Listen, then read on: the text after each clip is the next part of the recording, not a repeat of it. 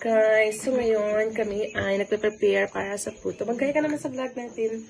So ayan, naglalagay na po kami ng mantika sa lalagyan upang yung puto ay di po dumikit kapag na-steam na. So ayan na guys, ang dami-dami. 100 pieces po yung order sa amin. Medyo may pa kami kamantikahin. So naabinit. Isa lang ni Pia. May so kang per kuangin to na templang arena. Ate, maripin ko ako. May tawid. May tawid. Okay na tawid. Sa mga oras. Kumanin, nagawa kami ng photo. Sige mo, order ka ba dyan? Just comment below.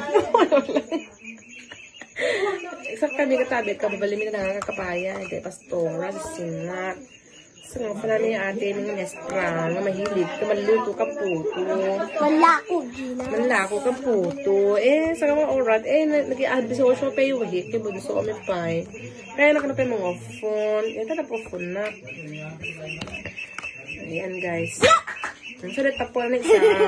Isa na po. Ayan, tapon siya. O, yan yung mestra nga magpag-business ko, guys. Lalaman. Start sa camera. Hi! I will take a shower because labanan na mamaya. Kasi mamaya, siya na magluluto dito, guys. Pag matapos namin lagyan ng mantika, itong mga lalagyan ng puto. Ayan, tumutulong na din si Ambisyoso rito. Kaya nakanupay. Maribig sinaktan mi na bibig yung uban. Ay, charot lang ah. Makamaya, di na ka nag-order ng puto namin.